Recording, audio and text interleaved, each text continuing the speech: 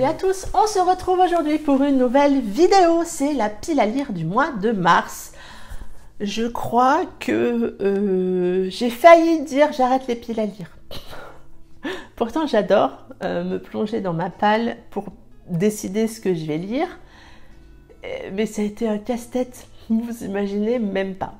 Mars, mois de la femme, je vais essayer avec cette pile à lire de participer un petit peu au challenge Mars au féminin. Je vous mettrai le pseudo de la personne qui organise ce challenge. Il y a des sous-menus, je vous avoue que je n'ai pas retenu forcément les sous-menus.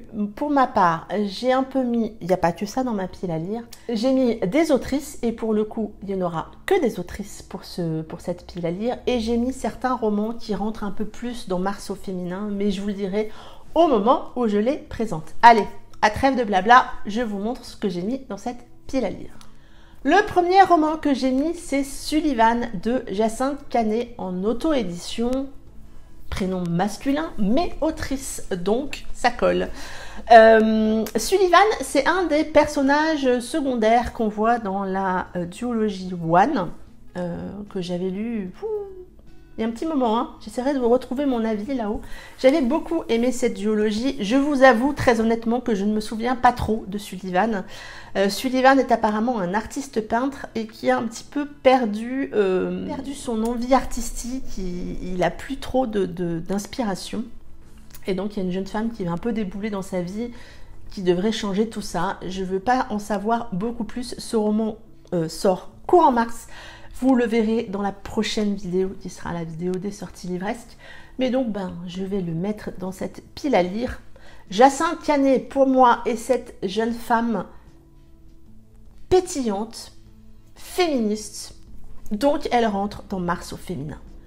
J'ai également mis Don't Mess with the Boss de Isia Solé aux éditions Adjectives. Isia Solé, c'est le duo d'auteurs Isla A et Millie King que moi j'aime beaucoup.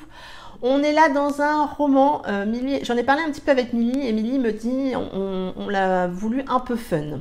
Donc voilà, vous savez que moi et les boss, c'est pas trop mon truc, mais on est là derrière un duo d'autrices que j'aime beaucoup, donc je vais quand même me laisser tenter et pas garder en tête cette histoire de boss. On retrouve des personnages secondaires qu'on avait dans Fauve, et j'avais beaucoup aimé Fauve, donc j'ai hâte de les retrouver. Retrouver ce geek un petit peu déjanté qui apparemment a bien changé. J'ai également mis dans cette pile à lire le tome 1 de Nos Jeux clairs obscurs de Anatrice, une dark romance. Oui. Écrite par Anatrice, ça me donne très envie. Donc là aussi, je l'ai mis dans cette pile à lire. Il sort aussi en mars. Et cette sortie me tente vraiment beaucoup. Parce que finalement, les dark romances, ça le fait assez bien avec moi. Et que j'ai envie de voir ce que peut donner cette plume, la plume de Anatrice, dans une dark romance. Donc, je me suis laissée tenter par ce tome 1. J'ai également mis dans cette pile à lire One Kiss de Lindsay T. Lindsay T, je l'ai déjà lu quand elle écrit en duo avec Lou Marceau et du coup j'ai envie de la découvrir. Le titre m'a plu, je pense qu'on l'a dans une romance un petit peu plus fraîche hein, que le précédent par exemple. Mais ouais, le pitch m'a assez tenté, donc on verra ce que ça donne. Une sortie Black Ink, vous savez que j'aime beaucoup moi les romans de chez Black Ink. Donc ça va être l'occasion de découvrir cet auteur en solo chez Black Ink. J'ai également mis dans cette pile à lire Fragment d'éternité, le tome 1 de Séverine Mican. Vous le savez si vous avez regardé ma vidéo, ces 10 romans que j'aimerais lire en 2021, qu'il fait partie de cette liste. Et du coup, je l'ai mis dans cette pile à lire. On est là dans de la romance historique. Candy Shy nous parle tellement de cette histoire et de cette plume que je vais enfin me laisser tenter par cette histoire. Et je viendrai vous en reparler. Encore une autrice, donc on colle toujours quand même au Mars au féminin. J'ai eu envie également de mettre un de mes derniers achats. Vous savez, ce gros crush que j'avais eu au mois de février. J'ai mis Until Death and More de Aurélie Le Gallo, une dark romance, encore une fois, 2 dans ma pile à lire du mois de mars. Oui, oui, vous avez bien vu.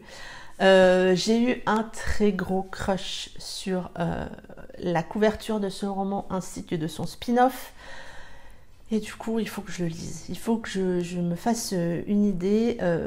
Aurélie m'en a parlé un petit peu. Ça m'a vraiment donné beaucoup envie. J'ai également vu le trailer. Donc bon, tout ça fait que ce roman, il est un peu dans ma tête.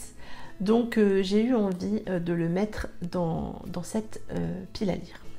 J'ai également mis L'infirmière d'Hitler de Mandy Robotham, qui pour le coup colle aussi bien avec l'autrice qu'avec cette jeune femme qui va être l'héroïne de ce roman. Ça colle parfaitement à Mars au féminin.